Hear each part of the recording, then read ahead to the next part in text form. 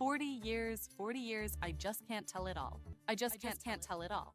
The Diary of a Coach, Former MLB Scout. Chapter 12. Travel Ball Moneymaker. Travel Ball has turned into a thriving money maker with no end in sight. We are witnessing millions, yes, millions, of dollars flowing into Travel Ball, fueled by parents willing to invest $3,000, $5,000 per season in hopes of propelling their child into college or professional baseball. As compared to back in the day when coaching was rooted in the pure passion for the game, it's all about the dollars today. I've had countless conversations with countless college coaches and MLB professionals who, though reluctant to speak publicly, agree with my perspective. It's all in the book. Get your copy today online and be informed at your Diary247.us. That's your Diary247.us. And it would be without remiss that we would come over here when the man in town. Welcome back to Chicago. Great to be back. Thanks. Had a lot of great times with the White Sox, so it's good to be back on the south side of Chicago. And anybody who don't know in TV land, this is the man, Juan Pierre. Now, we're going to do a little background on you. I did a little research. Oh, really? Okay. I come to find out you from Alabama. Yeah, I was born in Mobile, Alabama, and was there a little time and really grew up in Louisiana, though. Really was raised in Louisiana, so I'm a country boy down south, and love all that soul food. And what about high school baseball? High school baseball, went to Alexandria Senior High in Louisiana. We were called Baby LSU. We were purple and gold. I know all LSU players back in the day, so did well there, and got drafted out of high school but chose to go to college. Mm-hmm. And what was college at? College was in Galveston Junior College for 2 years. Then I went to South Alabama, back to Mobile for 1 year, and ended up getting drafted by the Rockies that year and went in the 13th round and started my professional career, and that would be in 1998. Yeah. That's a long time. A long time ago. Well, you just didn't want to turn that country loose, huh? Not at all. Now, what about some of this? You said that country cooking. What the jambalaya? Red beans and rice, egg touffee, all that good stuff. Crawfish, which is probably. City boy. I don't know nothing about that egg. Yeah. Yeah. They big league you now. They turning the music up on one. Yeah. When they put these speakers right there, that's new speakers, ain't it? That's what you call the egg? What? Egg touffee. That's a little rice with a little shrimp. Well, you put anything you want in, but usually it's shrimp, and then it just I don't even know what my grandma put in it. They don't tell you what all they put. Yeah, they don't put. See, Coach ain't never heard of that, yeah, but I'm a city boy now. Yeah, city boy. So we'll have to get you some of that. We'll have to ship some. Well, you know, they actually got it on 7 on Heaven. They got a little mini version of it right here on Ohio streets that we used to go. It ain't the same as grandma. But it does when I was here in Chicago. It did the trick. So you gave me a new spot I got to check out. Yeah, go check it out. Heard of that one. Yeah, go check that one out, Cajun food. So, I mean, let's talk about your journey up to the big leagues. Coming through the minor leagues, what was that experience like for you? It was very humbling. Experience where you get to, out of college, you're the man, and you get to minor leagues, and you realize a lot of people are the man. So, so it was real tough going there, but I made it pretty quick because I was sold out to it. I was committed. I'm like, all right, I'm gonna give it all I got.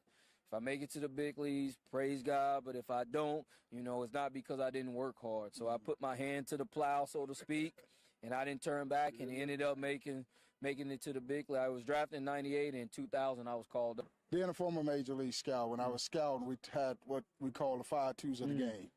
Billy hit for power, run, throw, and field. Now, you must have some speed. What was your 60 time? 60 time was like 6'5", 6'6". That's pretty fast. It's decent. Come on, there's some cats that was running 6 was faster than me in camps. I had speed and I can hit, so I had 2 tools. Arm strength was not there. I still get complaints about that. Hitting for power, I still get complaining about that, and this is my 13th year in the big league. So for all you kids, don't listen to what people tell you. If you go out there and commit yourself to it, you can make it. And those 2 tools I had, I'll bust my butt on to make sure they were the best that I could, and I always worked on my arm, worked on not hitting for power, but I knew like bunting, maybe to get on base, steal base, and stuff like that. So I played against guys way more talented than me and never could bring it to the field with the 5-2. They may have brought 1 tool a night and wasted the other one. So that just goes to show you that if you're committed to something and if you work at it, that you can actually be successful at it. Because I'm still getting to this day, people are still complaining about things I do, but I still get it done. I'm still stuck on that 6'5", 6'6". That's brother speed. That's brother speed. Yeah, I run a little bit. You got some brother speed. Yeah, I run a little bit, but most of my speed was good between the base pads. That's when I was the fastest. Stealing bases, getting jumps. Guys can straight away they could get me, but running the bases, I had them.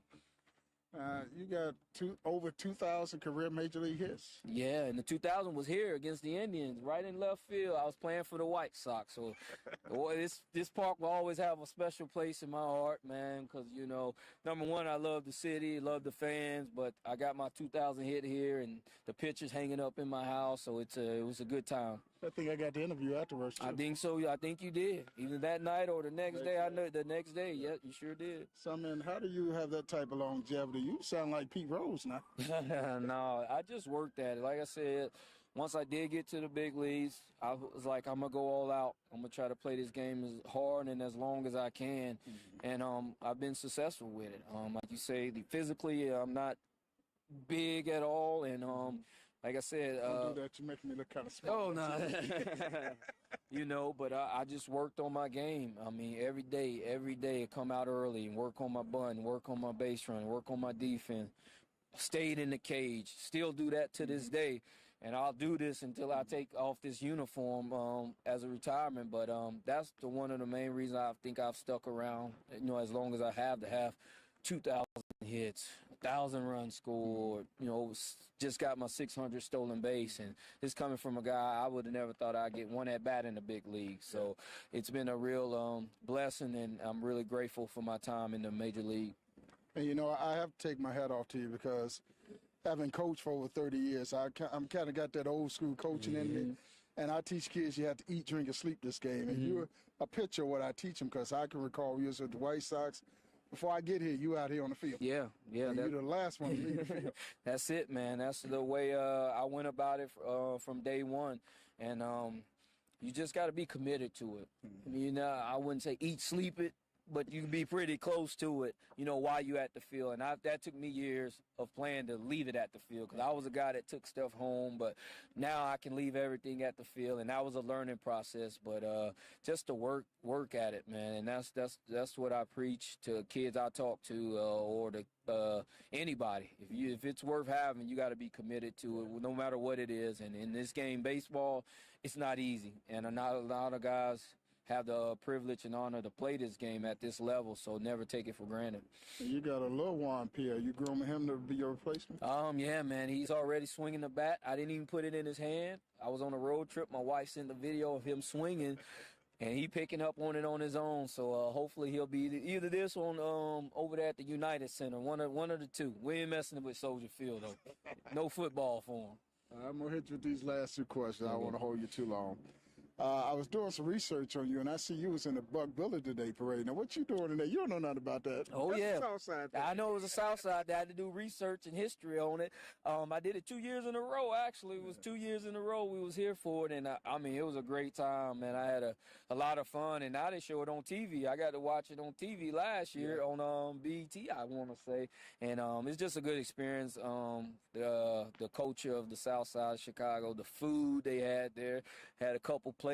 They charged me for it. They wouldn't even give me a free plate, man. The Southside, man, give me a free plate, man. I had a White Sox jersey on. They knew it was me. We're going to put our hood gear on. Yeah. But it was a good experience, man, and just to know with the newspaper and the how everything came about, because I didn't know about it until I got here, and with the parade and all the history behind it was pretty cool. Last question. When you look over Juan Pierre career, you've been through a lot of ups and downs. As you say, the critics, pros and cons.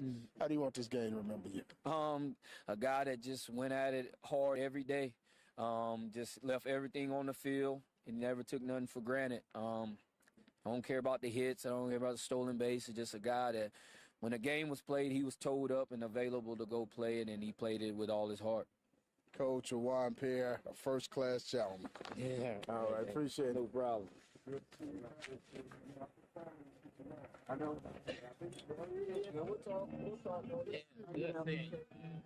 Chapter 5, MLB Scouting. Once drafted by an MLB team, that player's path takes a new direction. While scouts identify talent, players are then integrated into a comprehensive organization focused on their development. Their progress toward reaching the major leagues is shaped by expert coaching and crucial front office strategies. Purchase the book at your diary247.us. That's your diary247.